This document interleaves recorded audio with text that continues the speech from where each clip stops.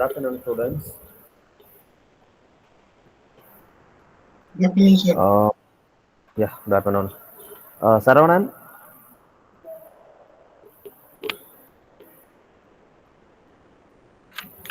Saravanan.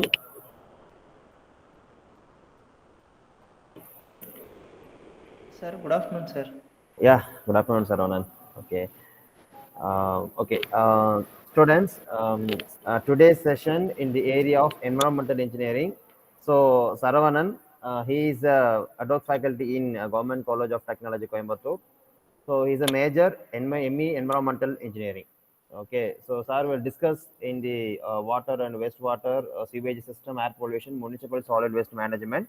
So we will plan to compile this subject training today, and next week one more session will be we have available. Okay, so during the training, you can discuss with the external experts. Okay, so if you have any queries, any content, more relevant points, voice, video, everything, network issue, everything means kindly post your problem in the respective chat box. Okay. So Saravanan, you Yes, can sir. take the session. Okay. Students, take the Okay. notes. Okay. இங்க பாருங்க Saravanan. Thank you. Okay, sir. Thank you, sir. Okay. Okay. Okay.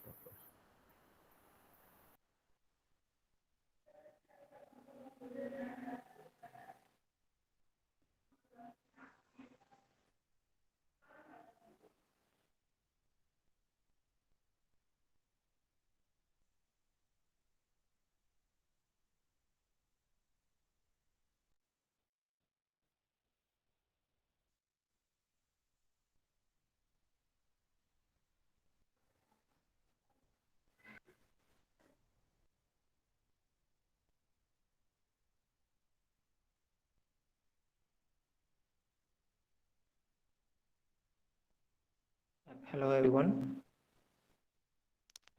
Good afternoon, Is sir. it audible and viewable? Yes, sir.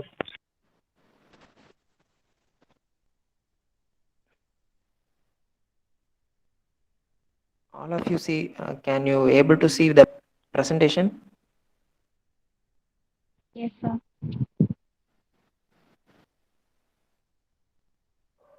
Okay, let's we start. In point of view, environmental engineering, we have three major topics: water and wastewater quality and treatment, and then air pollution, and then municipal solid waste management. Okay, in water and wastewater quality treatment, we have uh, the two main topics. One is completely of water, and then another one is completely of wastewater.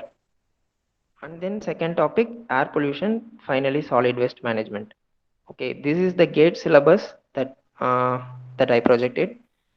Water quality parameters and physical parameters, operations, processes, water requirement, water distribution system, and then sewerage system and their qualities, then treatment, then effluent discharge standards, how we discharge the effluent to the um, any natural water bodies, and then air pollution topic. There are types of pollutants and their sources and impacts of the air pollution, which source would create air pollution and their impacts on the human beings and atmosphere, etc. And then how we control the air pollution. Next topic, and air quality standards and air quality index values are the final topics. And then municipal solid waste management. It is full of about the solid waste that we produced, and it will be generated, collected, transported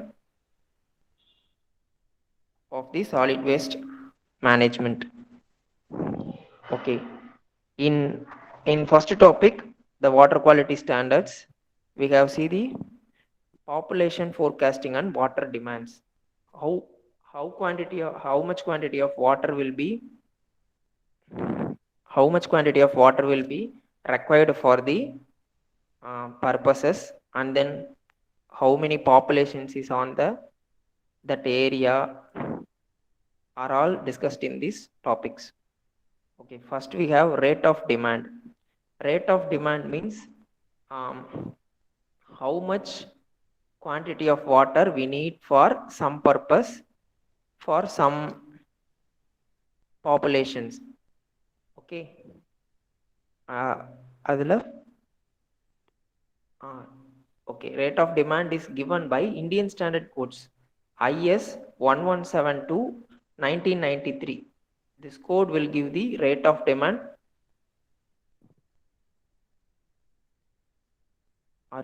Am I audible? Yes, sir. Audible, sir. Okay. If there is any issue, tell to me.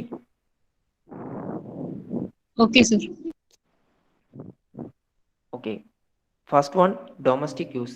In domestic use, from the total percentage of water, we have 50 to 60% of water will be used for domestic purpose. Okay, are they that low income group and high income group? There are two living standards. One is low income group and other one is high income group. Domestic purpose, low income group need 135 liter per capita per day. LPCD means liter per capita per day. For that high income group, it is 200 LPCD. And then industrial and commercial purpose, the percentage is 20 to 25%. Low income group need 70 liter per capita per day. High income group also same that of percentage. In only we have using domestic use, low income group need 135 liter, high income group need 200 liter. Okay, and then public use losses and thefts are 5% and 10% and 15% and 20% respectively. Finally, the total rate of demand of water for low income group is 270 LPCD liter per capita per day. For high income group, it is 335 liter per capita per day. In commercial and industrial purpose, we have different use of water. For office use, we have 45 to 90 liter per capita per day. That for hospital, less than 100 beds, it is 340 liter per bed. Per bed, we need 340 liter. For greater than 100 beds, it is 450 liter per bed. Similarly, for paper industry, it is 200 to 400 LPCD of water. In that next stage, we have fire demand. In this fire demand, we have 3 streams of each fire at 1100 liter per minute. And minimum water pressure we need is 100 to 150 kilonewton per meter square. For calculating fire demand, we have formulas to calculate fire demand. For general formula, Q is equal to 100 root P kiloliter per day, where P is in 1000. P is the population. For how much population we have calculate fire demand water. And then National Board of Fire or Underwriters formula, Q is equal to 4637 root P into 1 minus 0.01 root P, which is given by the underwriters. And then Kuchli. Yes. The slide is not visible, sir. Slide is not visible. Yes, sir. Okay, please. Okay, I will check.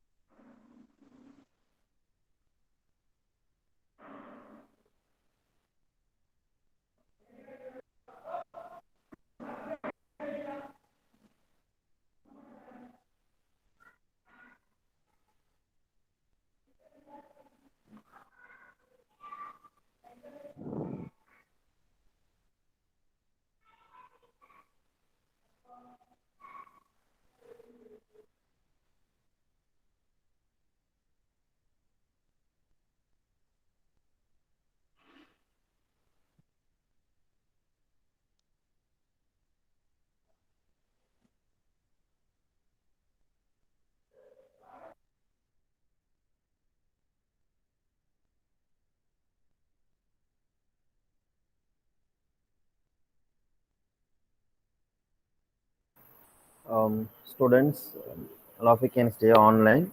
I think external staff have some network issue. Okay, just wait. I will check and let you know. Okay.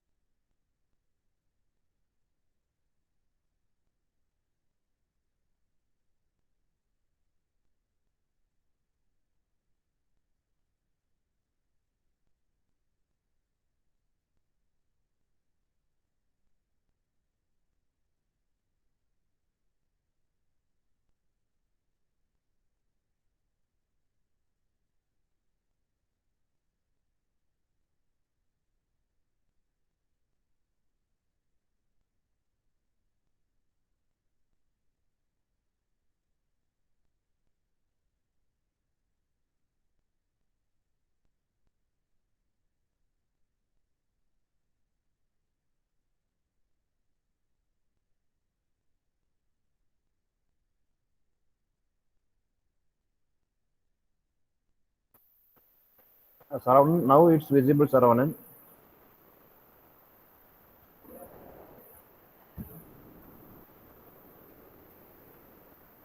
Okay, sir. I will continue. Okay. Okay. In fire demand, we have 3 streams of each fire at 1100 liter per minute. And then water pressure required for that fire demand is 100 to 150 kilonewton per meter square. For that, we have 4 formulas: General Formula and National Board of Fire Formula, Kuchling's Formula, Freeman's Formula, and Buston Formula. In General Formula, Q is equal to 100 root P in kiloliter per day, where P is in thousands. P is population. Okay, then National Board of Fire or Underwriters formula is about Q is equal to 4637 root P into 1 minus 0.01 root P. For Kuchling's formula, Q is equal to 3182 root P. For about Freeman's formula, is discharge is about 1136 into population by 10 plus 10. Finally, for Buston formula, discharge is equal to 5663 root P. Then per capita demand means, that is LPCD means per capita demand, which is about sum of water requirement for a city for over a total period of year, 1 year. Okay, the formula is about total water requirement of a city for a year divided by design population into 365. And then variation in demand. The rate of demand has different variations, that is for maximum daily demand and average daily demand, which is given by Goodrich formula, that is P is equal to 180 into T power minus 1, where T is number of days. Okay, maximum daily demand is equal to 1.8 times the average daily demand.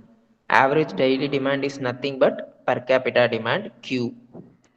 Okay, maximum hourly demand is equal to 1.5 into average hourly demand of maximum day.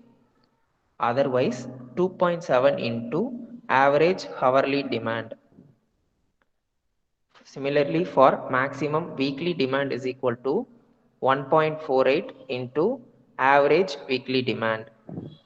For maximum monthly demand is equal to 1.28 into average monthly demand.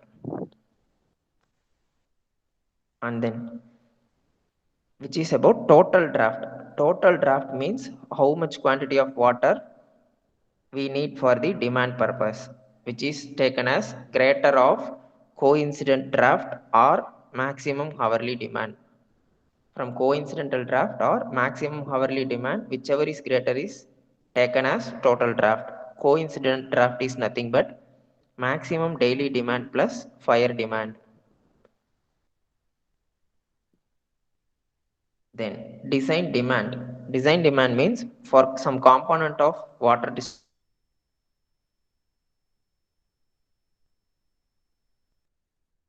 of supply and pipe mains are designed for average daily demand, which is about 1.8 Q for maximum daily demand. And then filter and other units are designed for maximum daily demand or 2 times the average daily demand of 2Q or 1.8Q.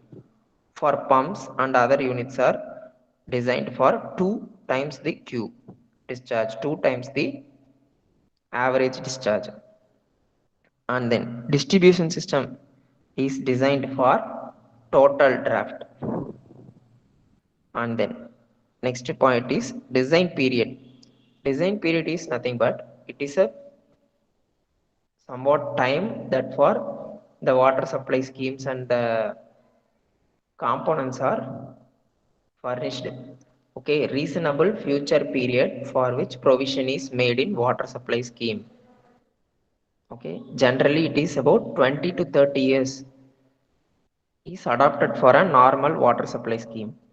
For some of components like water treatment units have designed for 15 years. For 15 years lifetime, the water treatment unit will run effectively. Similarly, for pumps, reservoirs are designed for 15 years. Pipes and distribution systems are designed for 30 years. For dam structures and reservoirs are designed for 50 years. Okay, and then next is population forecasting. For how much of population the water will be need is calculated by generally 8 to 9 methods are available, but here we see only important techniques and methods. Okay, then first method is arithmetic increase method.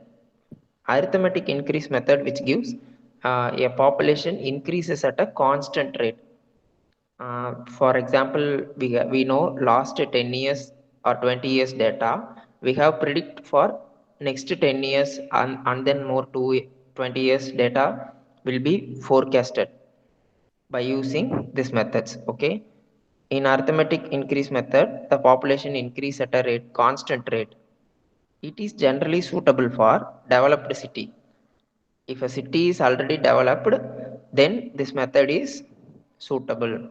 The formula is about Pn is equal to P naught plus Nx bar, which is population at nth decade is equal to population at last known decade plus number of decades into average. And then second method is geometric increase method. In this method, population increases at a uniform rate. In arithmetic method, the population increase at a constant rate. For example, if here 100 percentage of 100 peoples were added, then next year also 100 people will added, and then next year also 100 people will added. But in geometric increase method, the population increases will be uniform rate. That will be a compounded rate in சொல்லுவோம். Okay, which is suitable for younger and rapidly developing city. Arithmetic method is suitable for already developed city. For in geometric mean method, it is suitable for younger and rapidly developing city. This method is recommended by GOI manual.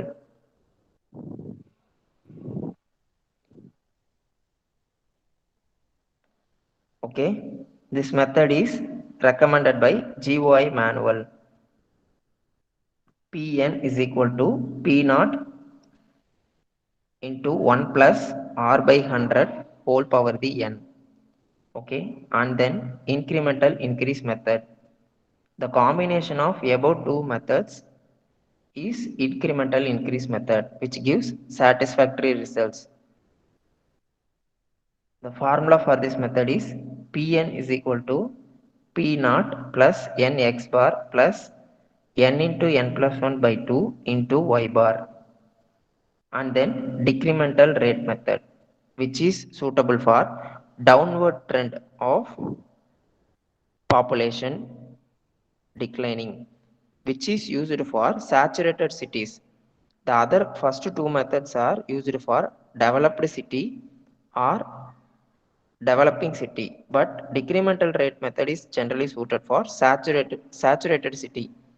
Saturated cities means which is fully completed fill off of population, but some of peoples leaving the that place, leaving the city for some other reasons, that is saturated rate. Okay, and then finally graphical method. Graphical method, in graph we plot time versus population, which is called as logistic curve. Okay, in graphical methods we have only approximate results and very unsafe to use this method, but this method was developed by P.F. Wellhurst. Okay, we have see a problem on population forecasting. Okay, population data pertaining to a community is given below. Find the population in the year 2030 by geometrical increase method. We have the data year 1980, 1990, 2000 and 2010. Population is about 40,000, 50,000, 80,000 and 1,40,000. Okay, we have tabulated as year, population, percentage decade, percentage increases in population. Okay,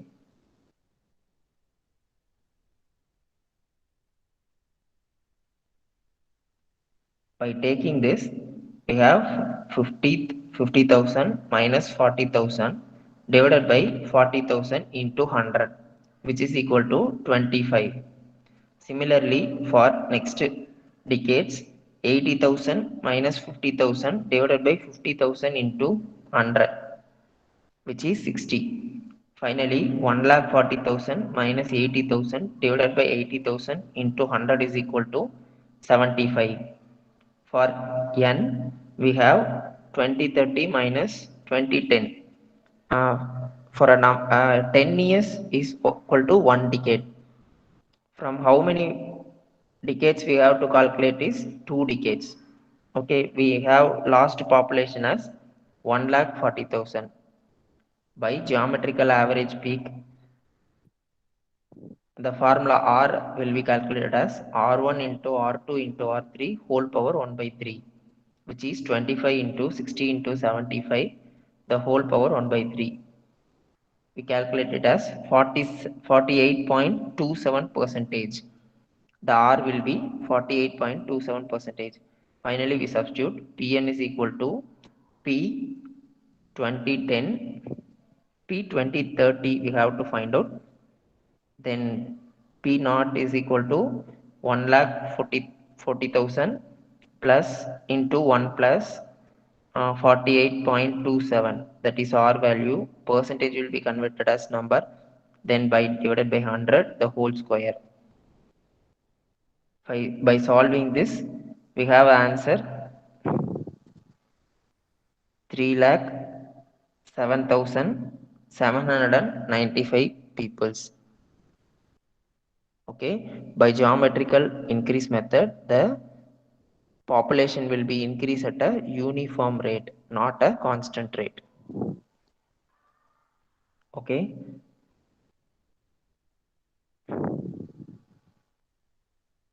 and then we have source and conveyance of water. In this, we have water sources generally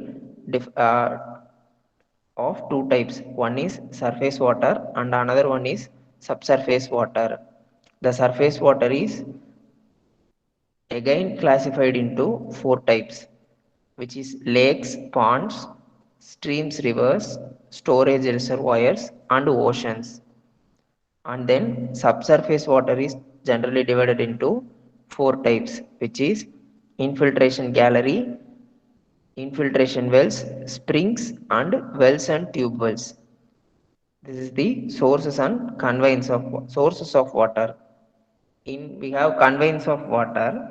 Conveyance of water means carry over the water. Okay. To carry over the water, we have used gravity conduit or pressure conduit. In gravity conduit, the water will be flow under the gravity.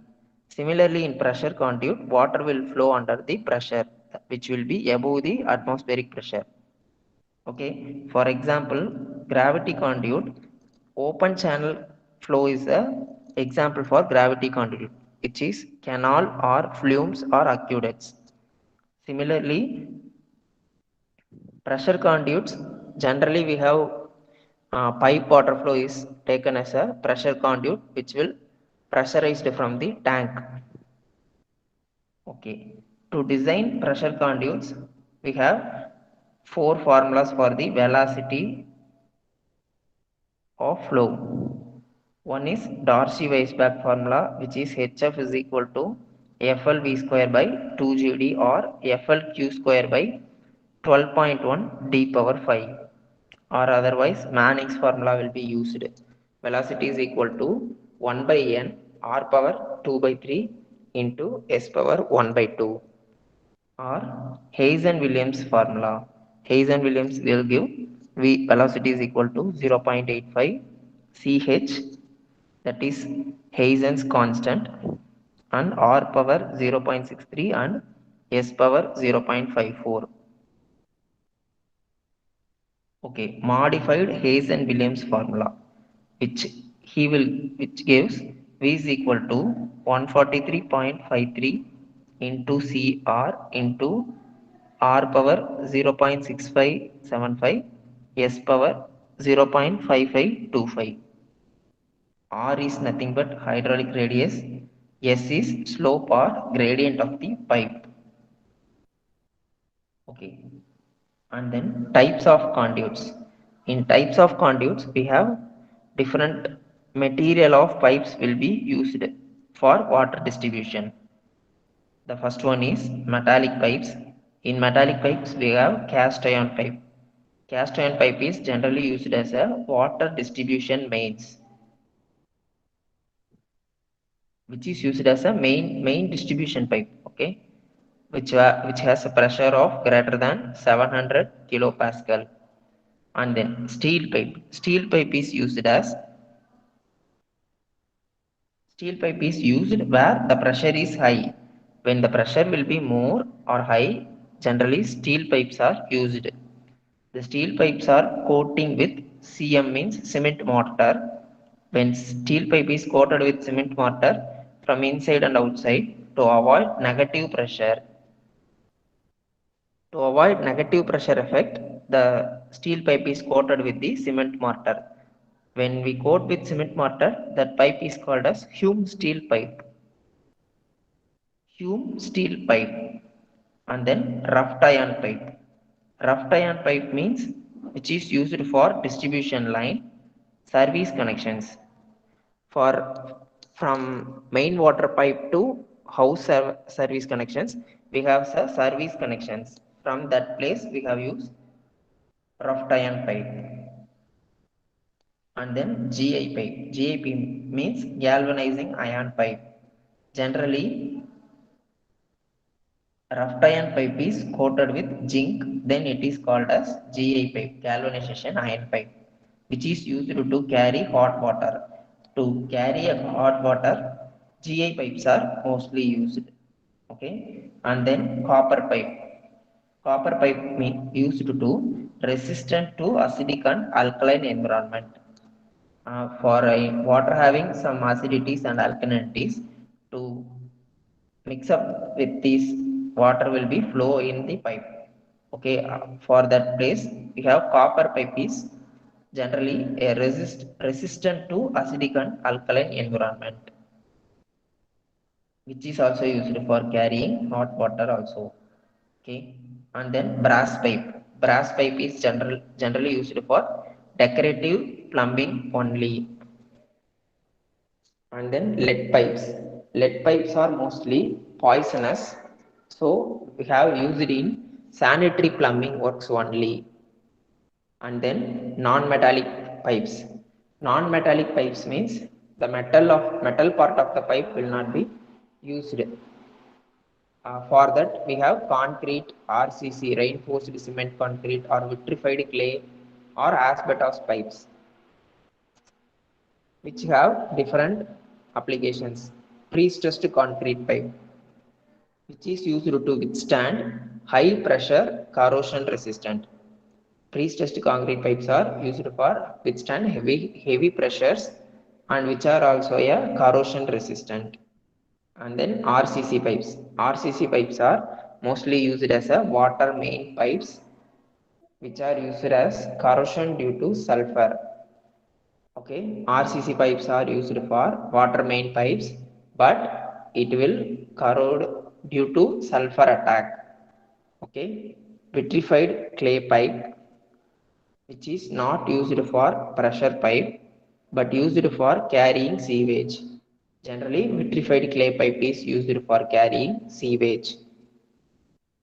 And then asbestos pipe. Asbestos pipe is used in highly resistant to corrosion places. And then it is of flexible type pipe. Okay. And then plastic. Plastic we have three types of pipes: UPVC, polyethylene pipe, and GRP pipe. UPVC pipes are generally we have used in our homes for water supply system. Okay. In UPVC pipes, unplasticized polyvinyl chloride pipes, that is for abbreviation UPVC, unplasticized polyvinyl chloride pipes, which is resistant to corrosion and light in weight. Okay. And then polyethylene pipes. Polyethylene pipes are light and flexible, which gives better impact resistance. And GRP pipes. GRP pipe means glass reinforced plastic pipe, which is light in weight and resistant to corrosion. And the next topic is joints in conduits. Joints means for some places two pipes need to be jointed. For that place we have some joints, likely spigot and socket joint, collar joint, expansion joint, flanged joint, flexible joint, and threaded joint.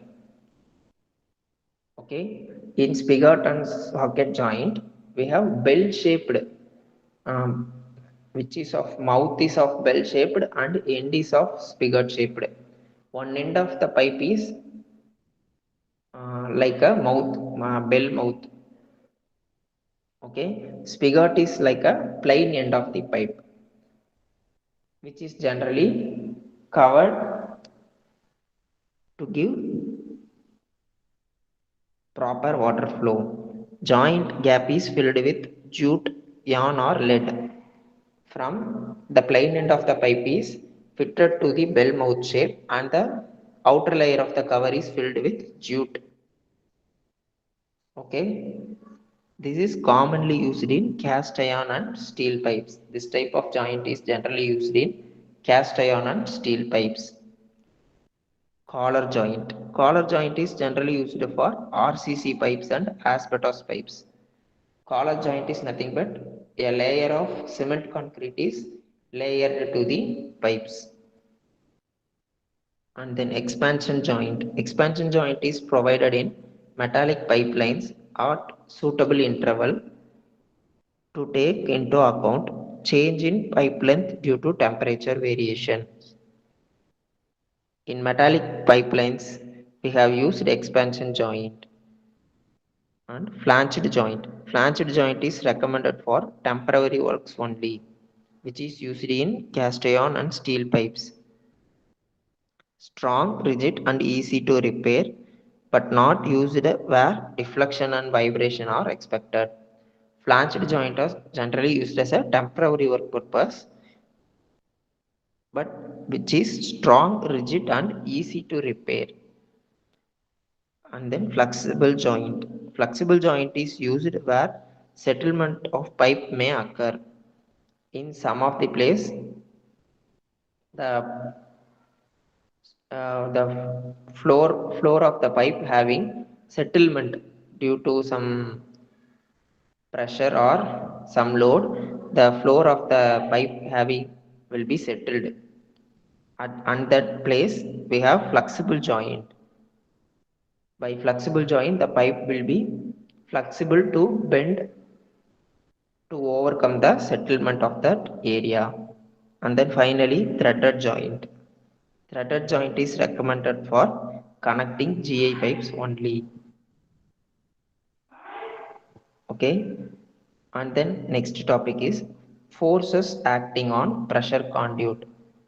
Some of the forces are acting on the pressure conduit, which are internal pressure of water, pressure due to external load, longitudinal stress due to unbalanced pressure. These are the three general forces which have acted on the conduits. And then water hammer. Water hammer means due to sudden cutoff of velocity of water, it travel back to the inlet end and create pressures. If water is flowing in a path, we have suddenly cut off the water flow, the flow will be returned. The flow will be returned to and hit back the same inlet end. At that inlet end, we have lot of pressure.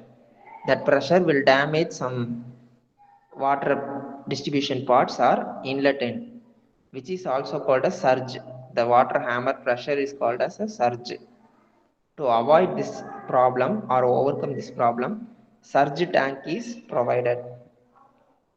The surge tank is provided to overcome the water hammer pressure. And then problems in conduits. There are generally two problems in the conduits, namely tuberculation and incrustation. Tuberculation means formation of tubercles of iron components, which is nothing but corrosion. Corrosion is called as a tuberculation. And then incrustation. Incrustation is called as a formation of salts in the pipes. Some salt materials are formed and settled in the pipes, which is called as incrustation. These are the two problems in the conduits. And then economical diameter of the pipe. Economical diameter of the pipe is to ensure high velocity of flow and minimum operating cost of pump, the diameter of pipe is designed. For a design purpose, the pipe is designed to high velocity flow and minimum operating cost. For that, we have economical diameter, which is given by Lee formula. According to Lee, D is equal to 0.972 1.22 root Q. Q is the discharge of water.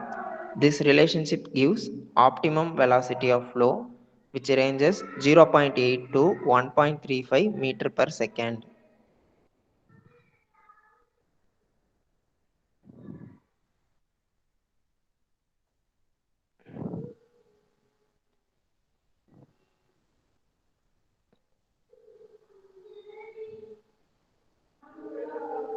Okay, and then next topic is about quality of water. We have generally three qualities: physical, chemical, and biological. In physical characteristics, we have suspended solids. Suspended solids is present only in surface water. The surface water we have only suspended solids. The measurement method is about gravimetric method. Gravimetric method means in laboratory we have gravimetric method and volumetric method. That gravimetric method is taking some water which is getting to be evaporated, and the final measurement is weighted. By this process, we have to calculate the presence of suspended solids. Okay, that is gravimetric method. In solids, we have generally two types: suspended solids and dissolved solids. Suspended solids is non-filterable solid. That means the solid will be suspended in the water. filter this to find out the suspended solids, filter the sample and heated the residue at 104 degrees Celsius. Okay, by taking sample, filter it and heated to 104 degrees Celsius. The residue is calculated, weighted and calculated. Okay, in case of dissolved solids, which is filterable solids, the filtered water is evaporate the filtered water will be going to evaporate at 104 degrees Celsius. Okay, the dissolved solids is equal to total solids minus suspended solids. Dissolved solids is generally split up into two types. One is volatile or organic, and another one is non-volatile or inorganic. We have to find out volatile solids.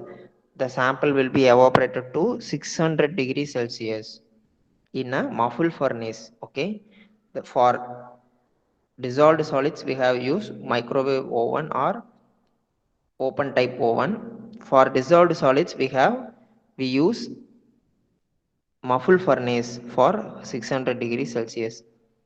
As per EPA, Environmental Protection Agency, the permissible limit for suspended solids is 30 milligram per liter. Okay, and then next parameter is turbidity. Turbidity means it's a form of light colored suspended solids. Okay, it occurs due to suspended solids, which means turbid water means which is some of color like a brown color water. Okay, mud or muddy water, example for muddy water. The field method to find out turbidity is turbidity rod. We have one equipment. We have a equipment that is turbidity rod, which is like a potentiometric cell. Okay, that has platinum needle inbuilt platinum needle. By dipping the turbidity rod in the sample, we have note down the percentage of turbidity in the water in that sample. Okay, in that turbidity rod, we use 1 milligram of silicon dioxide in 1 liter of distilled water solution, which is expressed as a silica scale. Okay,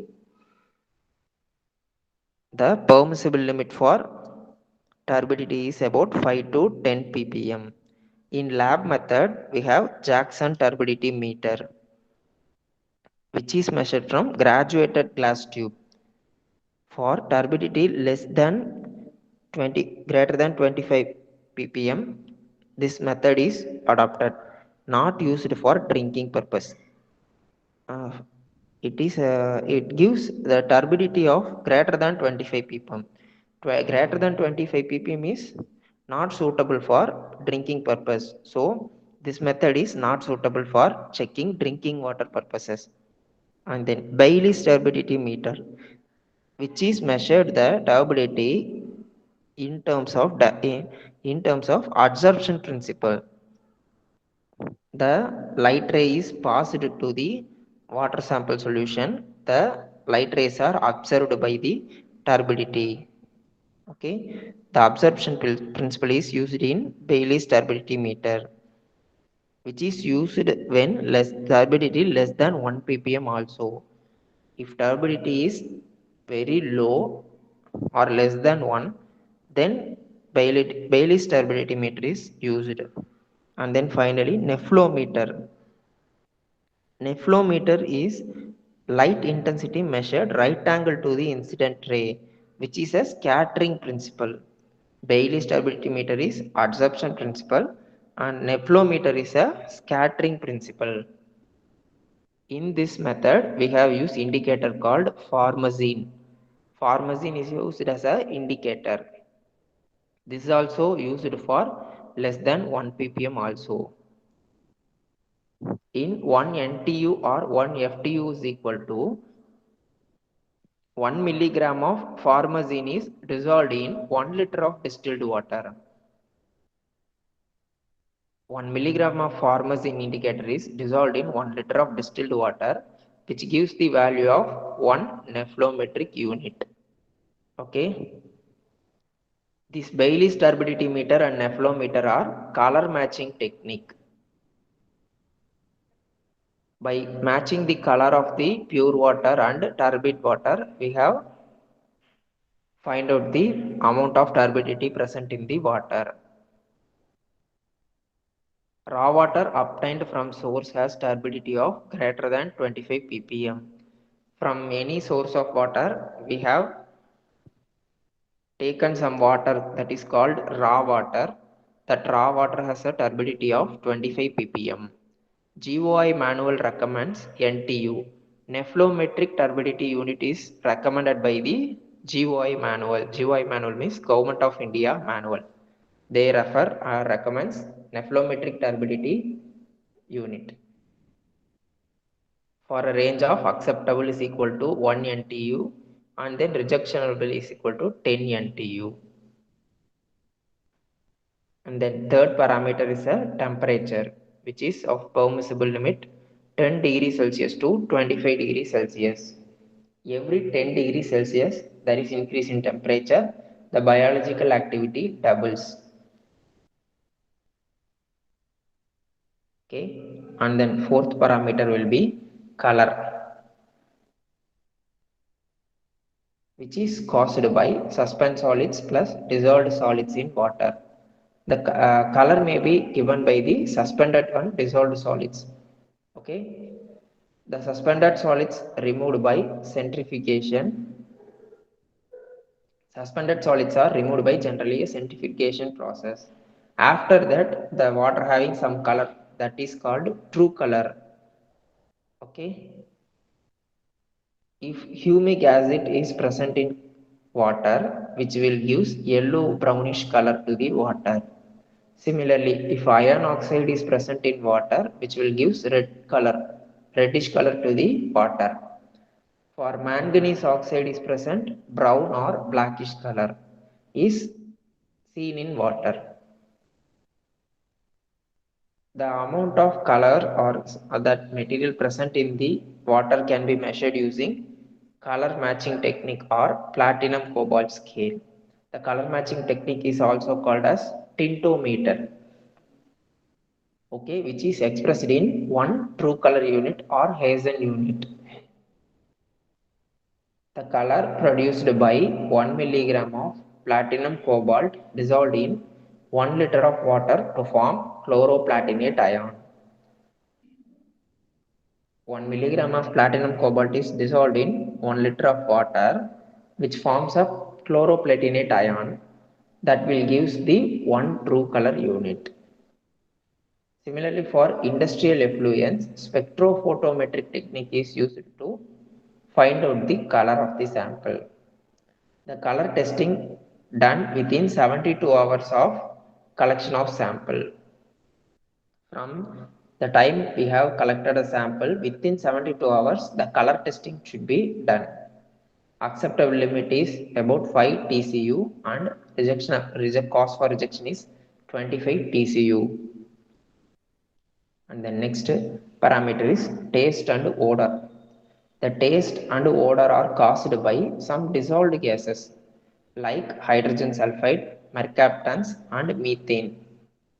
The sulfur impacts protonic smell or taste. The sulfur is present in water, which gives protonic smell or taste to the water.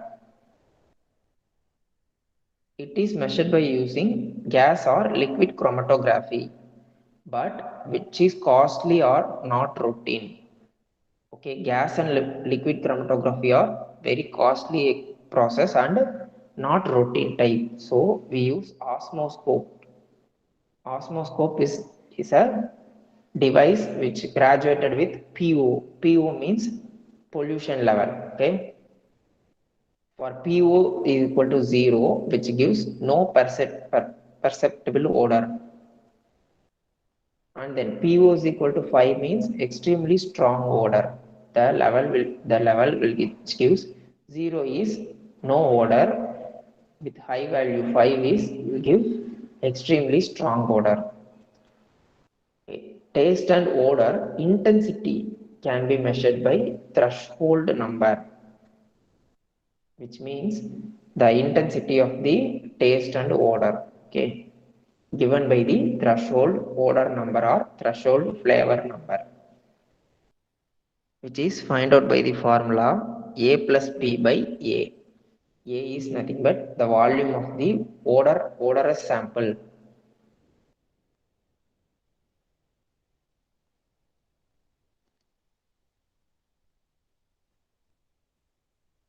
The A is nothing but volume of odorous sample, and B is nothing but volume of distilled water added to the odor free water. Okay, the sample that we have taken as A, and the distilled water amount of distilled water added to neutralize the odor is B. Generally, TON allowed limit is 1 to 3 for flavor intensity indicated by threshold flavor number. Odor can be removed by mechanical aeration, adding chemicals like chlorine, ozone, permanganate, or absorption of odor by activated carbon, flock, or clays. The odor in the water can be removed, okay, by mechanical aeration or some adding chemical agents. And then we have another parameter called specific conductivity. The specific conductivity is to determine the dissolved salt content. Some salt contents are dissolved in the water. To find out this, we have conduct specific conductivity test by using diionic water tester. And then chemical characteristics. We have seen physical characteristics of 5 characteristics, namely suspended solids, turbidity, temperature, color, odor. And then next is chemical characteristics. Chemical characteristics comprises of total dissolved solids. Okay, total dissolved solids is given by the in specific conductivity value. Approximately 65% of specific conductivity is taken as amount of total dissolved solids. GOI manual recommends the permissible limit as 500 to 2000 milligram per liter. And the next parameter is pH. pH indicates hydrogen ion concentration. pH is given by log 10 of 1 by hydrogen ion concentration, otherwise minus log 10 of hydrogen ion concentration. POH means hydroxyl ion concentration, which have formula log 10 into 1 divided by OH minus, or otherwise minus log 10 of OH minus.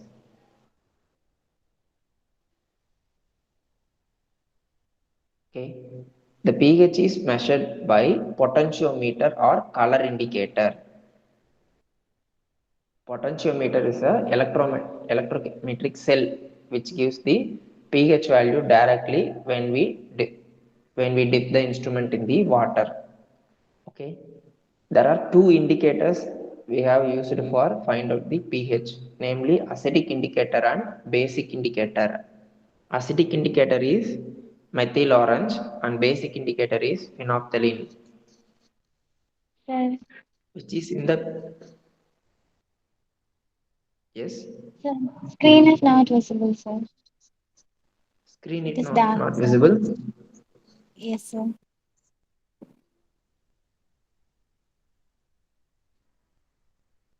Wait, I will check. Okay, sir.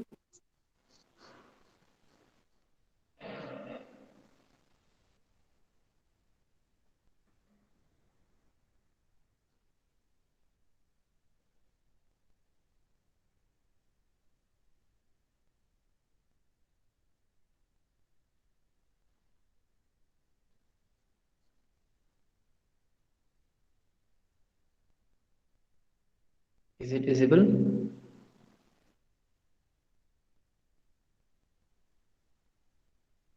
Hello? Sir, no, sir. It is dark, sir.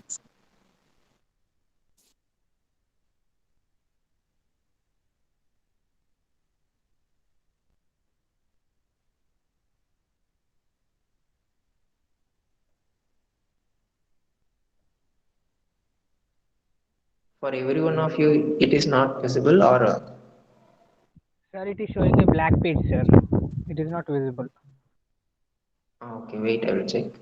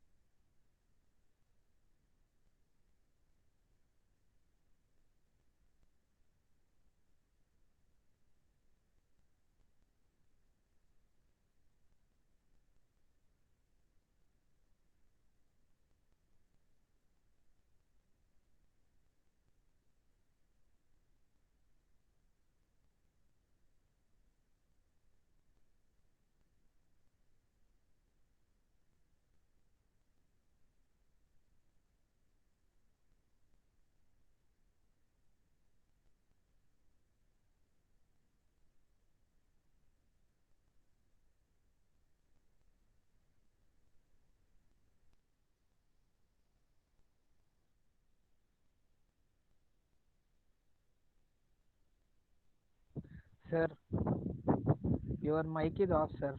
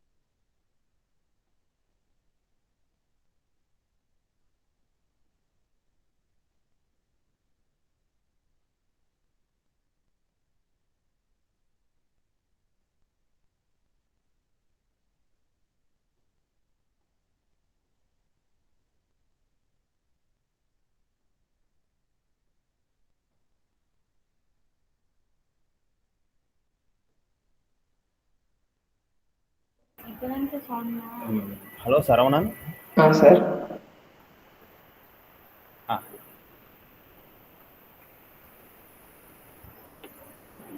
okay. Screen கொஞ்சம் மாத்திக்கோங்க. Right. Okay. Okay. Oh. Okay.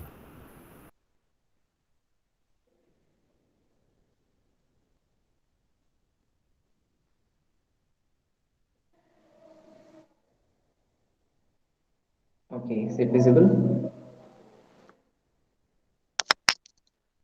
Hello.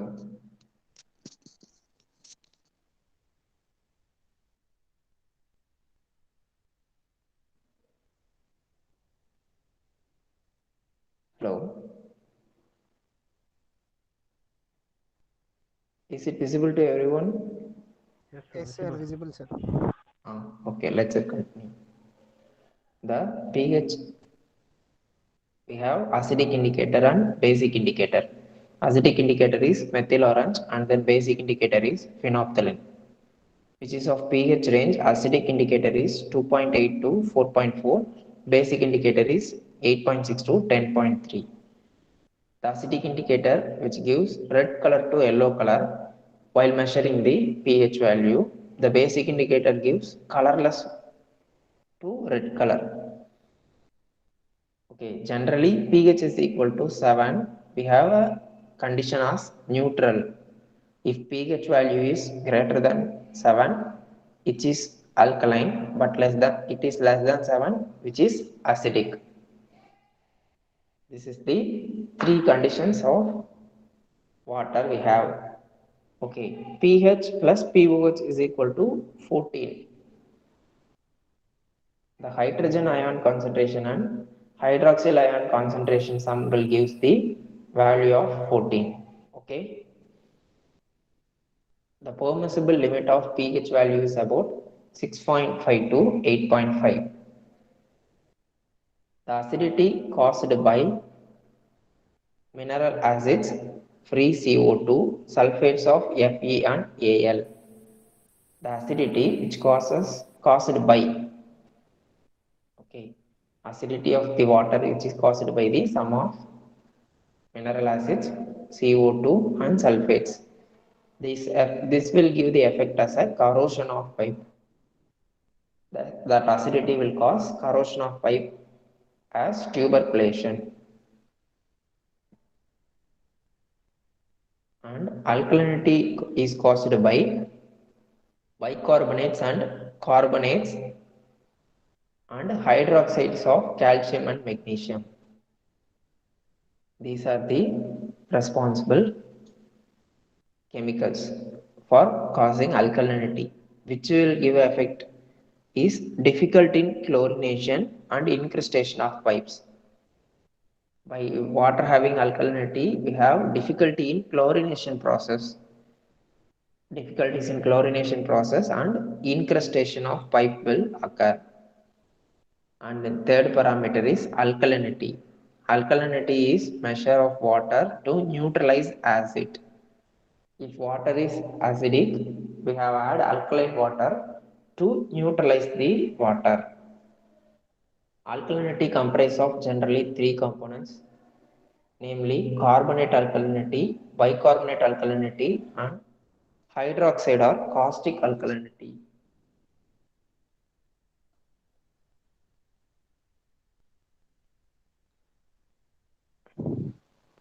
Due to utilization of HCO3 minus in water, heavy algae present in water.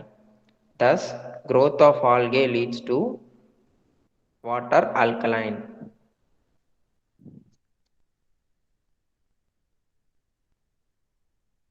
The water having a component HCO3 minus, which is utilized by the algae present in the water. Okay, the algae are present in water that utilize the HCO3 component in water. Thus, growth of algae leads to water alkaline.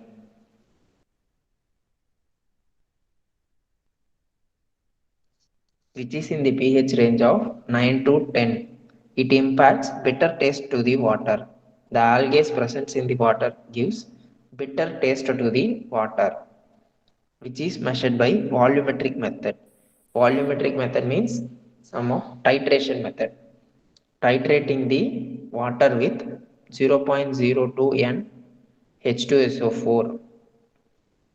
1 milliliter of 0.02 normality H2SO4 will have 1 milligram of alkalinity expressed as CaCO3. Okay, 1 milligram of alkalinity is expressed as in terms of calcium carbonate. Generally, alkalinity components are expressed as COCO3 components, not by their own components. The relation between pH and alkalinity is about that graph. we have a pH value of 4.5 and 8.3. For that, we have plotted the neutralization process. The P is phenolphthalein alkalinity and M is methyl orange alkalinity. For up to value of pH 4.5, hydroxide alkalinity and carbonate alkalinity, half of the carbonate alkalinity are neutralized. For value of pH is equal to 8.3. For pH is equal to value of 4.5, balance half component of calcium carbonate and bicarbonate values are completely neutralized. For up to 8.3, OH minus is fully neutralized, CO3 minus is half neutralized. And then if pH is 4.5, the complete neutralization will occur. Volume of titrant required to titrate a sample of water up to pH is equal to 4.5, which is equal to the total alkalinity of sample in terms of CaCO3. Okay, and then next chemical characteristics is hardness. Hardness is the concentration of multivalent metallic cation in solution. Hard water means the water having a multivalent cations present in the water. The hard water is generally found as lesser foam formation with the soap.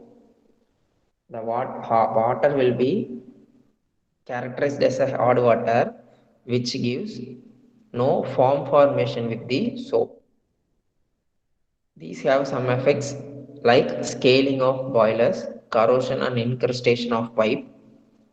Food became tasteless are the some of the effects of the hard water.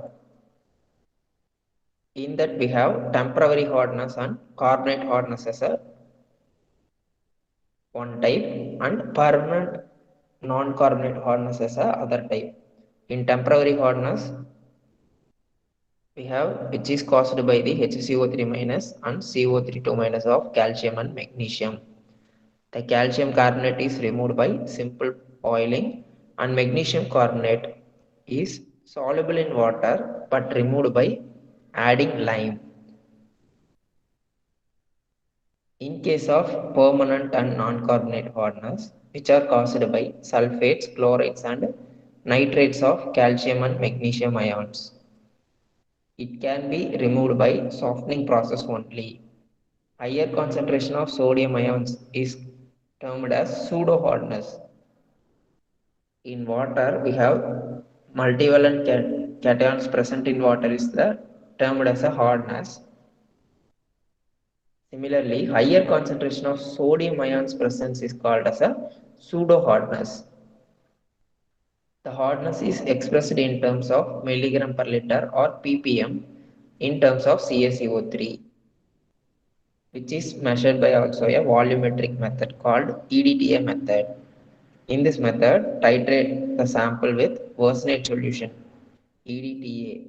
EDTA means ethylene diamine tetraacetic acid. The solution is titrate with the EDTA and the indicator used as a EBT. EBT means eriochrome black tea. The color changed from wine red to steel blue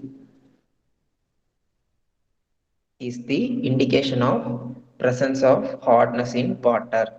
If 0.01 molality EDTA is used, 1 ml of titrant is equivalent to 1 milligram of hardness as CaCO3. The total hardness is calculated by using Ca2 plus into equivalent weight of CaCO3 divided by equivalent weight of Ca2 plus. The calcium ion concentration is multiplied by the equivalent weight of calcium carbonate divided by the equivalent weight of calcium ion. Similarly, add up with the magnesium ion concentration into equivalent weight of calcium carbonate divided by equivalent weight of magnesium ion, which is for total hardness. Then for alkalinity is equal to HCO3 minus ion concentration into equivalent weight of CaCO3 divided by equivalent weight of HCO3 minus. Similarly, add that for caustic or hydroxyl alkalinity OH minus and carbonate alkalinity CO3 2 minus also. The equivalent weight values are given as Ca2 plus is equal to 20, Mg2 plus is equal to 12, HCO3 minus is equal to 61, OH minus is equal to 17, CO3 2 minus is equal to 30, Al3 minus is equal to 9, Fe2 plus is equal to 28, SR2 plus is equal to 43.8, CaCO3 is equal to 50. Temporary or carbonate hardness is calculated as a lesser of total hardness or alkalinity. We have total hardness and alkalinity. By comparing these two values, lesser value is taken as temporary hardness. Permanent or non-carbonate hardness is taken as total hardness minus temporary hardness. If total hardness is greater than alkalinity, then carbonate hardness is equal to alkalinity, non-carbonate hardness is equal to total hardness minus carbonate hardness. If total hardness is less than or equal to alkalinity, then carbonate hardness is equal to total hardness. Then non-carbonate hardness is equal to total hardness minus total hardness, which is 0. Okay, acceptable range for hardness is about 200 milligram per liter to 600 milligram per liter. Hardness is also expressed as a degree of hardness. In varying countries, the degree of hardness will vary. For French and Indian constitutions, we have 1 degree of hardness is equal to 10 ppm of CaCO3. Similarly, for British, we have 14.25 ppm of CaCO3. In America, we have 17.15 ppm of CaCO3. The degree of water is nothing but if hardness is less than 75, then it is called as soft water. If hardness is greater than 200 ppm, it is called as hard water. By varying the limit, 0 to 55 is soft, 56 to 100 is slightly hard, 101 to 200 is moderately hard, 201 to 500 is very hard. Okay. And then next parameter is chloride content. In chloride content, we have it is caused by mineral deposits, agricultural discharges, and pollutions, which is measured by Morse method. Morse method is also a volumetric method, titrating the sample with the AgNO3 solution, silver nitrate solution, using potassium chromate as an indicator. Argentometric method is also used to determine chloride content values. The limit value is about 200 milligram per liter to 1000 milligram per liter. Chloride contents are present in form of NaCl, sodium chloride form, which imparts salty taste. And the next content is nitrogen, which indicates the presence of organic matter. Free ammonia. The nitrogen content is available in 4 forms, which is free ammonia, organic ammonia, nitrite, and nitrate. The free ammonia indicates recent pollution. If the water is recently polluted, the water will have free ammonia, which is removed by simple boiling. Okay, the value of nitrogen is about 0.15 milligram per liter, less than. And then organic ammonia means albuminoid. Organic ammonia is also called as albuminoid. That is quantity before decomposition. If water is decomposed before the quantity of nitrogen available is called as organic ammonia, which is removed by boiling the already boiled water plus KMNO4. Already boiled water is again boiled and add KMnO4 to that to remove organic ammonia. And then nitrate, NO2. Partly decomposed water is containing nitrite and nitrate. Nitrate is old pollution or fully oxidized part. These two part, nitrite and nitrate, are find out using color matching technique. If nitrogen component greater than 45 milligram per liter in form of nitrate, which cause blue baby disease or methemoglobinemia. If nitrate is present more than 45 milligram per liter, blue baby disease will occur. Okay, free ammonia 60% and organic ammonia 40% will sum up gives gelatol nitrogen ammonia. Okay, next component is fluoride. In fluoride, up to 1 milligram per liter, which helps teeth growth, prevent dental cavities. The fluoride have a very low concentration, will be useful for the human teeth growth and prevent dental cavities. In 1.5 to 2 milligram per liter, it will cause decoloration of teeth. The teeth color will be changed. That process is called mottling. Mottling, mottling. In case of greater than 5 milligram per liter, deformation of bone, that is bone fluorosis, will occur. The excess part of the components will make some health effects to the human or other living organisms. The fluoride is measured by using color matching technique. In this technique, we use chemical called zirconium. Zirconium is used to find out the fluoride content in water. The acceptable limit of fluoride is 1 to 1.5 milligram per liter. Beyond 1.5 milligram liter, we have defects in the health effects. And then next is metals. Sodium. Excess sodium cause bad taste, harmful for cardiac and kidney patients. It is measured by atomic adsorption spectroscope. Sodium is measured by using atomic adsorption spectroscope. Iron and manganese. Bacteria utilize FeMn, that is iron and manganese. Results slime growth layer may produce taste and odor to the water. It occurs in groundwater only.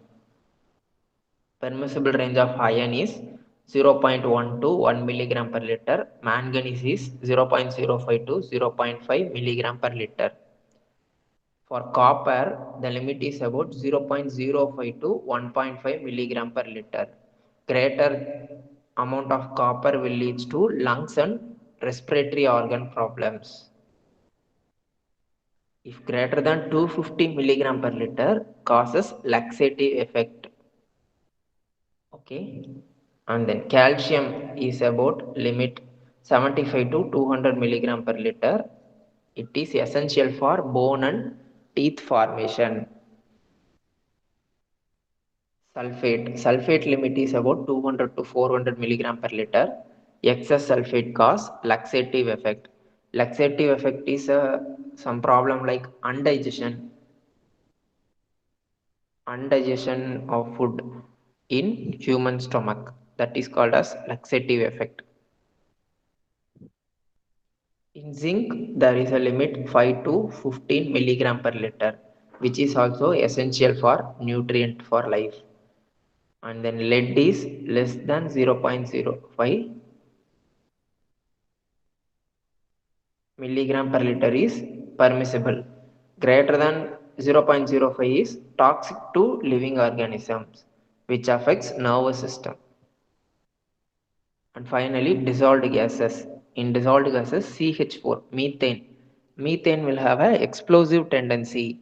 And H2S, hydrogen sulfide, have bad taste and odor.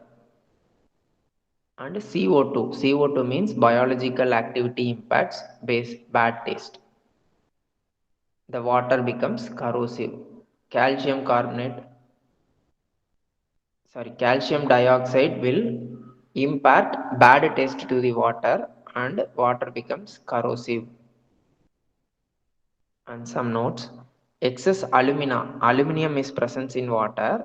If it exceeds, which will cause dementia means memory loss to people. Similarly, mercury present in water causes menometa. The disease called menometa. The limit for mercury is less than 0.001 milligram per liter. And DO means dissolved oxygen, which is found out by Winkler's method. In fresh river water, the saturation DO level is 9.2 ppm.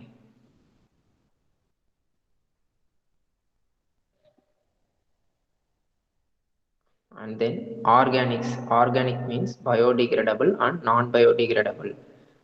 In biodegradable component, BOD is present.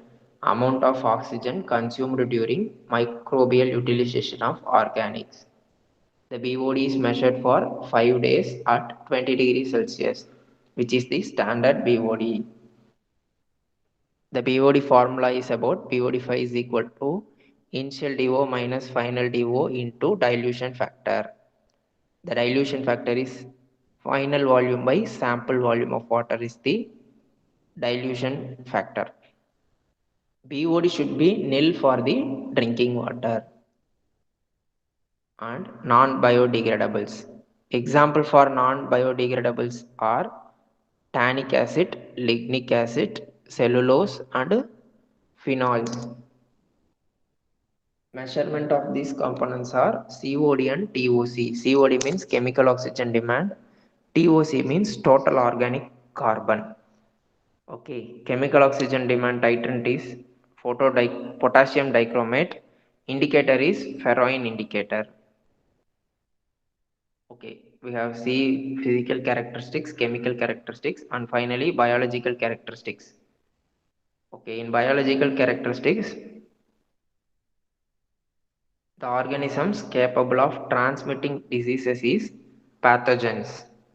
Otherwise, harmless bacteria are called as non-pathogens. Escherichia coli is indicator organism which present in water that indicates the presence of some pathogens in water. That why Escherichia coli is called as indicator organism. Classifying the biological pathogens as shapes and living conditions. Based on shapes and living conditions, we have classified. Spherical shape are called as coccus. Rod shaped is bacillus. Comma shaped is vibrio. Spiral is spiralium. In case of living condition, aerobic bacteria, anaerobic bacteria and facultative bacteria. Aerobic bacteria means survive with oxygen. Anaerobic survive without oxygen. Facultative means survive with or without oxygen. Some tests for coliforms are membrane filter technique, most probable number technique, and total count test or coliform test are general test for testing biological characteristics. Some waterborne diseases are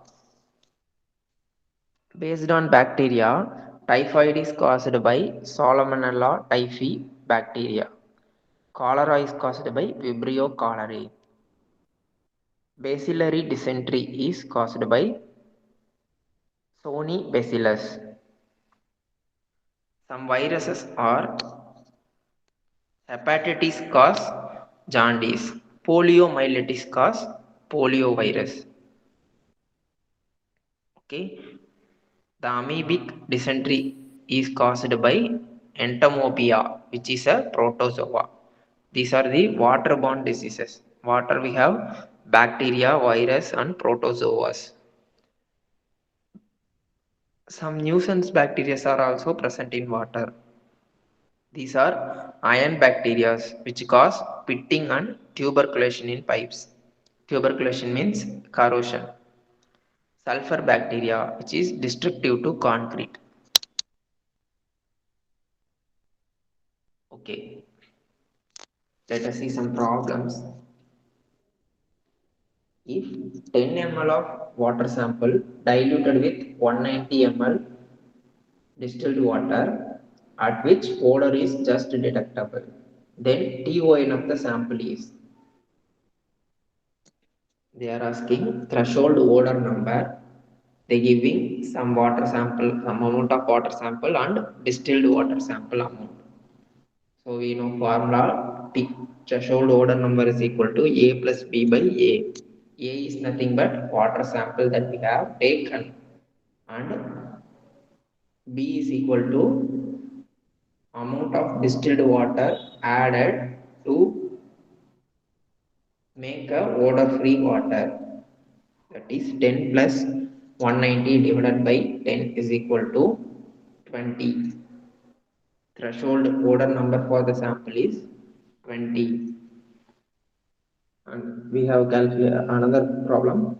A water having pH value equal to 9 will have hydrogen ion concentration equal to, they give pH value as a 9 and asking hydrogen ion concentration value. We know pH is equal to log 10 of 1 divided by hydrogen ion concentration. Substitute the value of 9, take hydrogen ion concentration value as a 10 power minus 9 mole per liter. Take anti-log value to remove the log to the base 10 value. So on the LHS side 10 power minus 9 is noted. Okay, and the next problem is if hydrogen ion concentration is 10 power 6 mole per liter, what is the concentration of hydroxyl ion? We know pH is equal to log 10 of 1 divided by hydrogen ion concentration. Hydrogen ion concentration is given log 10 of 1 by 10 power minus 6, which is 6. So the value of pH is 6. And we know pH plus pOH is equal to 14. Using that formula, pOH is equal to 14 minus pH value of 6 equal to 8. Okay, we have obtained pOH, அதாவது hydroxyl ion concentration is about 8.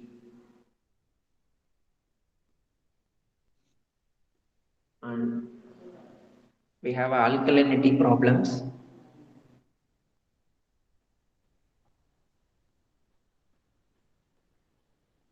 For water sample, the total alkalinity is given 200 milligram per liter in terms of CaCO3.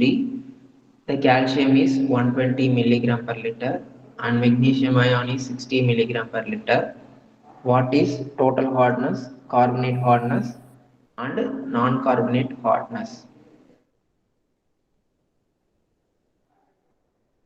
Okay, they are giving total alkalinity as 200 milligram per liter as CaCO3,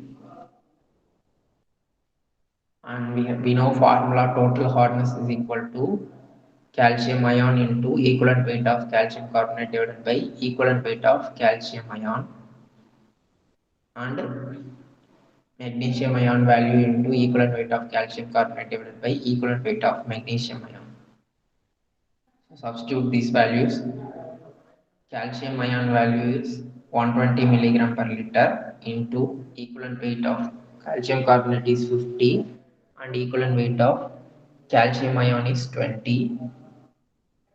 Magnesium ion value is 60 milligram per liter and their equivalent weights are 50 and 12. By substituting these values, we have total hardness is equal to 550 milligram per liter. In terms of calcium carbonate, 550 milligram per liter as CaCO3. The total hardness value is high when we compare to the total alkalinity value. So carbonate hardness is equal to lesser of total hardness or total alkalinity. The total alkalinity value is less. So carbonate hardness is equal to 200 milligram per liter as CaCO3. And non-carbonate hardness is total hardness minus carbonate hardness. Therefore, 550 minus 200 is equal to 350 milligram per liter as CaCO3. This is the model for alkalinity problem. And then one more problem. The chemical analysis of water sample indicates the presence of cations as follows: sodium ion 20 milligram per liter, calcium 45 milligram per liter, magnesium 60 milligram per liter,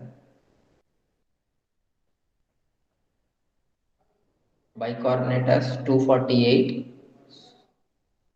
SO4 as 220, Cl as 79.2. Compute total hardness, carbonate hardness and non-carbonate hardness equivalent to CaCO3. We know that alkalinity is bicarbonate into equivalent weight of calcium carbonate divided by equivalent weight of bicarbonate. We have only bicarbonate alkalinity.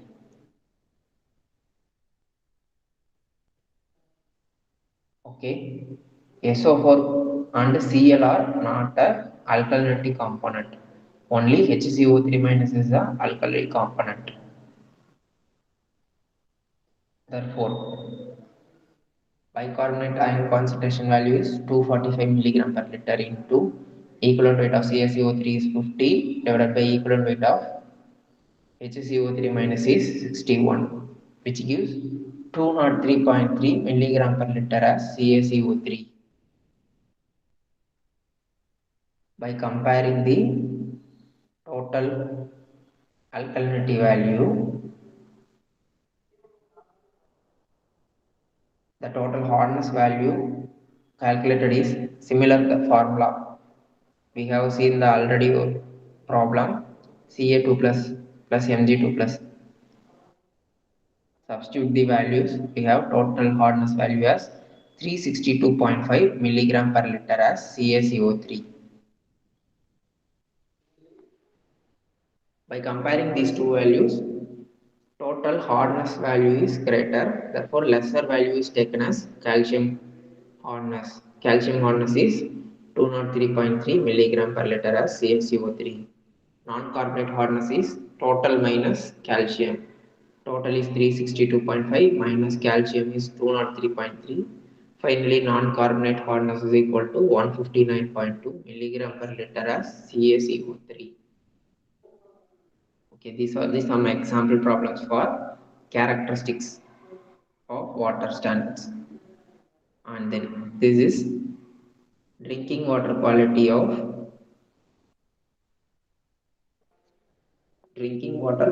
standards of the water, which is given by IS code IS1 10500, which is given in the year 2012.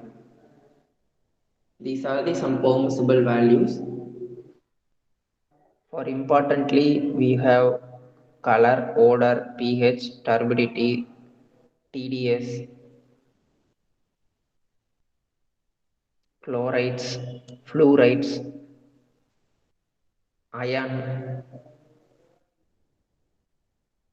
nitrate, alkalinity and hardness. These are the some important values.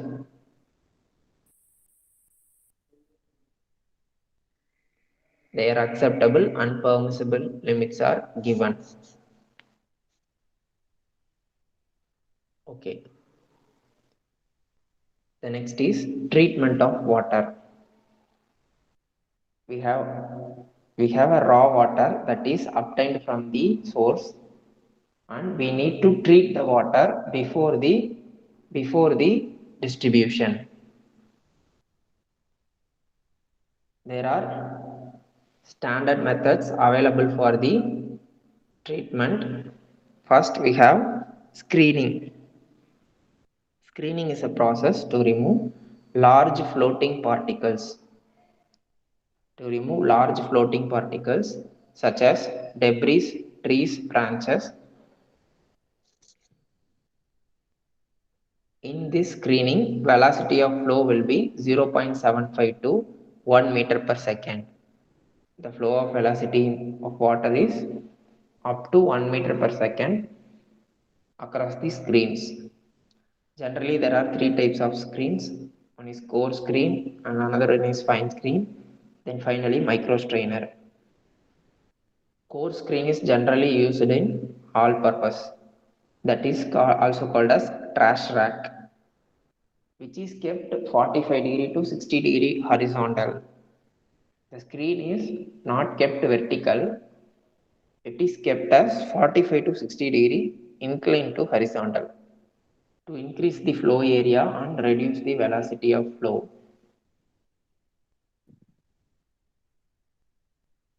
Okay. In case of fine screen we use, it gets clogged easily. If screen gets clogged, more head loss will occur.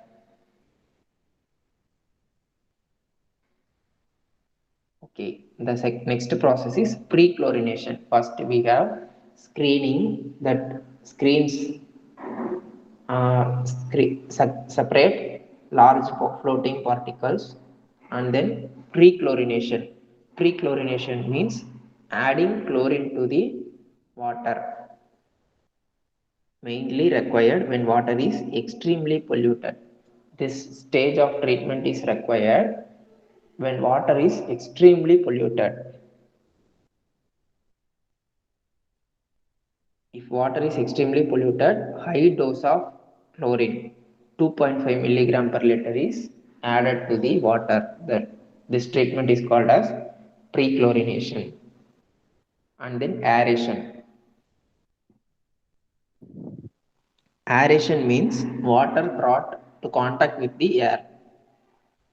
The water is brought to contact with the air. It is used to remove some undesirable gases like CO2, H2S, etc. and oxidation of substances like oil, iron, manganese, etc. Aeration process increases acidity of water. The aeration process will also increases the acidity of water. Okay, there are four types of aerators that we have used. That is spray nozzle, cascade aerator, diffused air aerator, trickling belt, or tray tower aerator. By using spray nozzle aerator, it removes 90% of CO2 and 99% of H2S. The cascade aerator removes 30 to 45% of CO2 and 35% of H2S. Diffused air aerator removes color, odor and taste. Similarly, trickling belt or tray tower is very effective when compared to the others for CO2 removal. It is also used for iron and manganese removal. To help oxidation, KM104 may be mixed.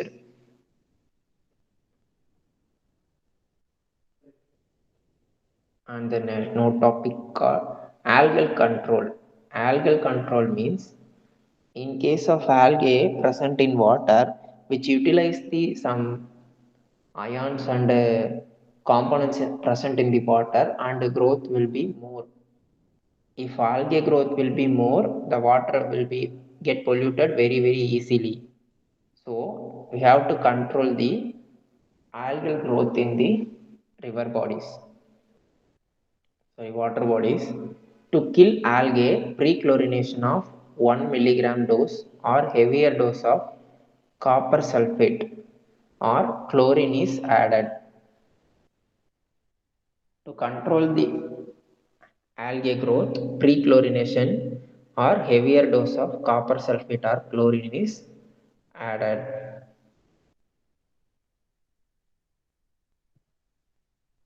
Okay, next treatment is about plain sedimentation.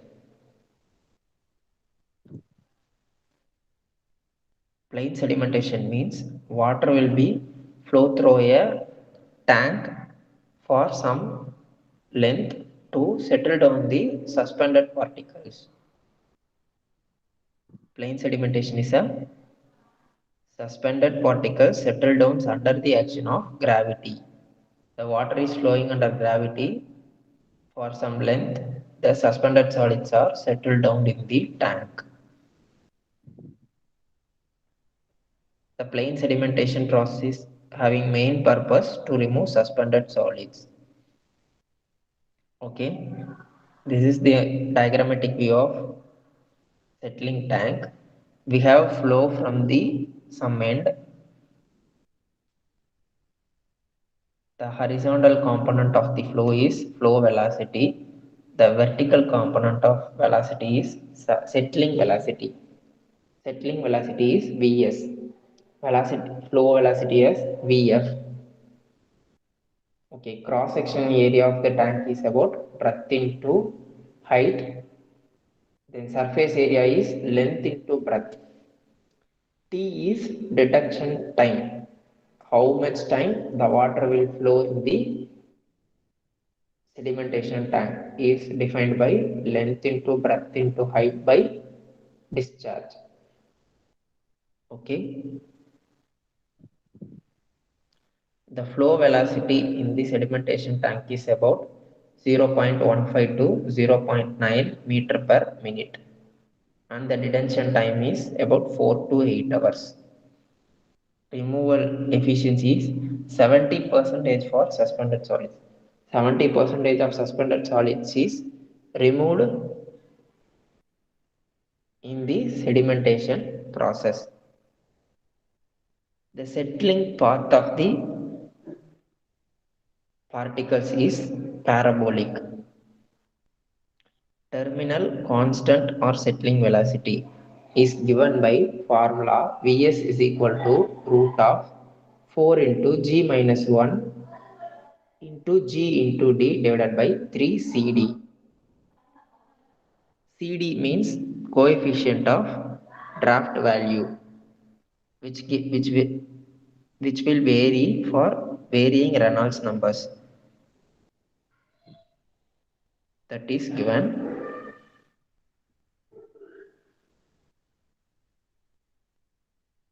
And then settling velocity based on Stokes' law.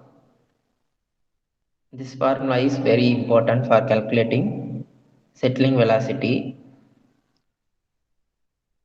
Vs is equal to g minus 1 into g d square divided by 18 mu. This formula is generally used and adopted based on Stokes' law. The other formulas will be for references only. Surface overflow rate means how much quantity of water that will flow effectively in the plain sedimentation process to attain a maximum efficiency.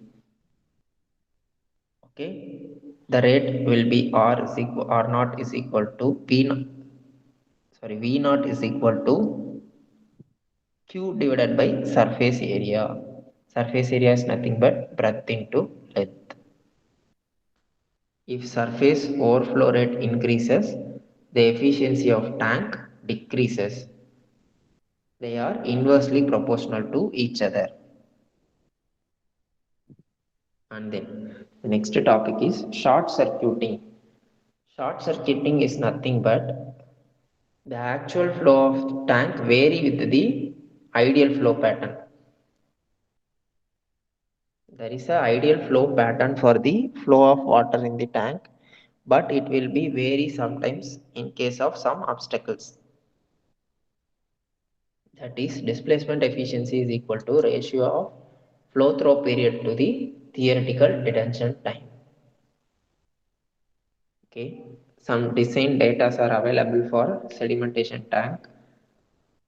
Overflow rate, which is 12,000 to 18,000 liter per meter square per day.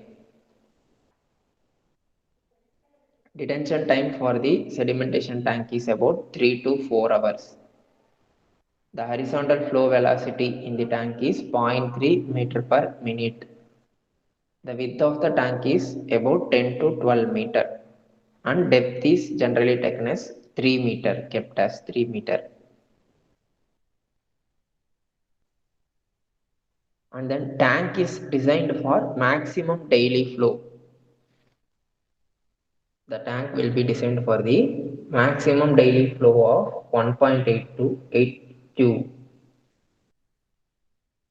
And for manual cleaning tank, additional depth 0.8 to 1.2 meter provided for storage of sludge.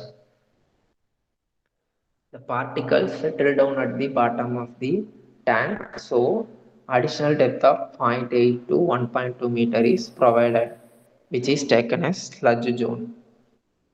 The weir loading rate as 300 to 1500 meter cube per day per meter. Okay, we have one problem. Design a plain rectangular sedimentation tank with surface loading rate as 20 meter cube per day per meter square and detention time as 4 hours. Assume length to breadth ratio as 4:1.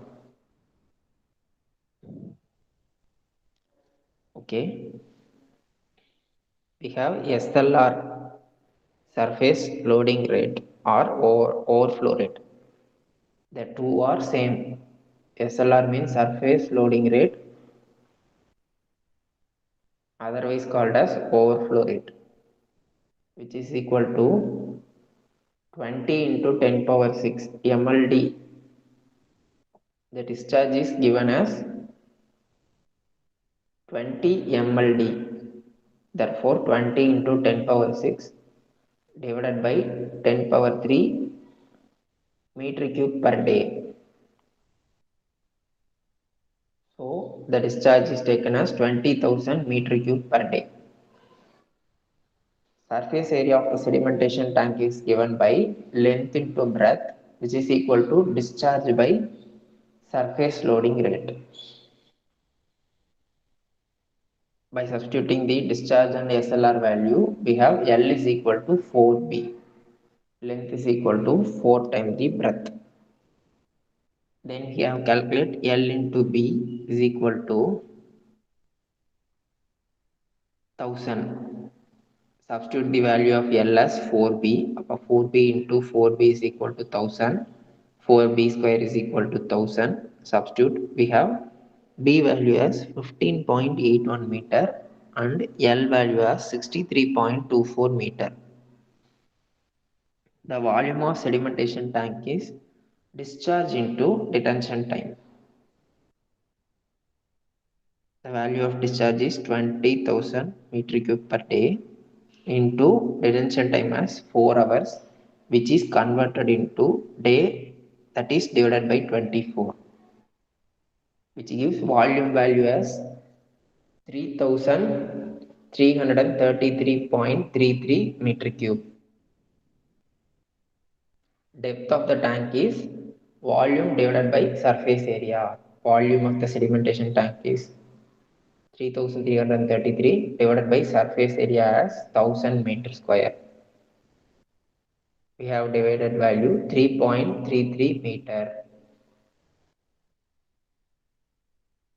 In design of rectangular sedimentation tank, we have SLR value and detention time value. Discharge is also given, Q is equal to 20 MLD. Then we have calculate length into breadth, volume of tank and depth of tank. Okay, this is the about plain sedimentation. And the another step is sedimentation aided with coagulation. Coagulation means some chemicals is to be added that is mixed up with the water. Which with this treatment process is used when turbidity is greater than 50 ppm. The coagulation is a process of addition of chemical to a colloidal dispersion results in destabilization of particles by reduction of forces, which tends to keep particles apart. Some of suspended particles present in the water and some dissolved particles present in the water. Suspended solids are removed by plain sedimentation. Some of suspended solids and dissolved solids are floating or moving in water. If we add some chemicals to that, the chemical will adhere to the colloidal or dissolved particles in the water. Due to the adhesion, the surface area of the particle will be more and it will get settled down. That only we have add some chemicals to the water. Okay. The colloidal particles will settle down or otherwise formed as a flock. Flock means some form. Foam. F-O-A-M, foam. Okay. The purpose of coagulation is to remove colloidal particles. Settled particles are called as hindered particles, which are settled down in sedimentation process. To find best coagulant for particular water is found by using jar test. The sedimentation aided with coagulation is conducted using jar test. Jar test. In this test, we have process feeding, mixing, flocculation and settling. In feeding process, water is some added with the some chemicals and then mixing and then time to flocculate. Flocculate means to adhere and settle down and then finally settling. We have coagulation tank overflow rate as 24,000 to 30,000 liter per meter square per day. Detention time is about 2 to 2.5 hours, sometimes 2 to 4 hours. If the water having high turbidity and alkalinity, sweep gel coagulation mechanism is used. Otherwise, if water having ionic content and high turbidity, ionic layer compression mechanism is adopted. Okay. And then we have to see some coagulants that are added in water. Some chemicals added in water, which are called as coagulants. First one we have to see alum. Alum is aluminium sulfate. Aluminium sulfate is called as alum, which have molecular formula Al2SO4 thrice dot 18H2O. Okay, which is a lighter flock. Alum is added to water and mixing up. The particles are adhered and hindered, which will get lighter flock.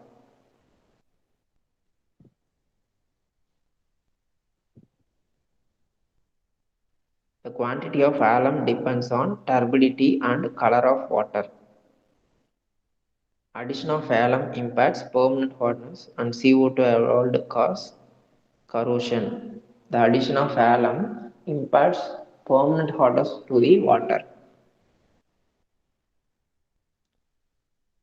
Alkalinity is essential for coagulation. If water is not alkaline, add required amount of lime or soda ash. If water is already having some alkalinity, that alkalinity is required for the coagulation process. If some water have zero alkalinity, for that case we have to add lime or soda ash to cause alkalinity to the water, because coagulation process need some amount of alkalinity in the water. The normal dose of alum is about 10 to 30 milligram per day. 10 to 30 milligram per liter of water. Okay. The pH ranges 6.5 to 8.5. The water is alkaline in nature, so the pH value is 6.5 to 8.5, which is greater than 7. The 1 gram of alum will produce 0.234 gram of AlOH thrice precipitate, aluminum hydroxide precipitate. These are the chemical reactions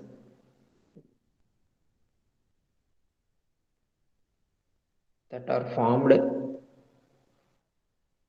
permanent hardness precipitate while adding alum plus lime, and alum plus soda ash will give some permanent hardness and precipitate.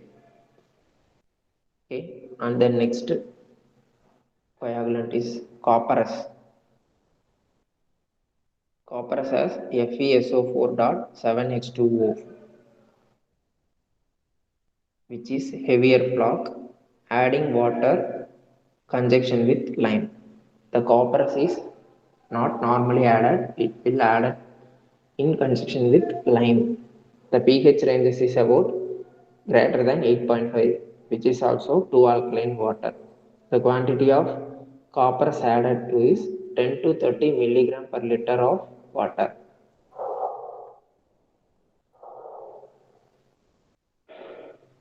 That 1 mole of copper forms 1 mole of ferric hydroxide precipitate, which promotes iron bacteria and cause corrosiveness.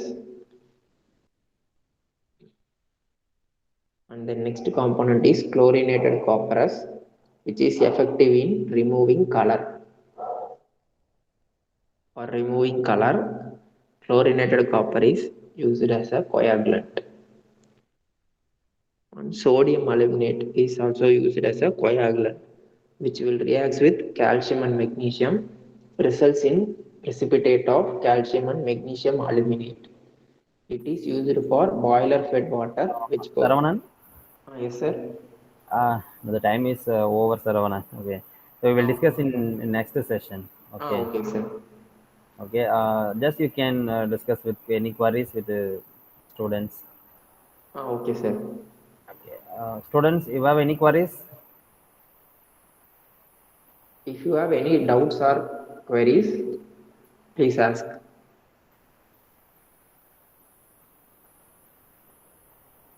Okay, Saravanan, I think no issue.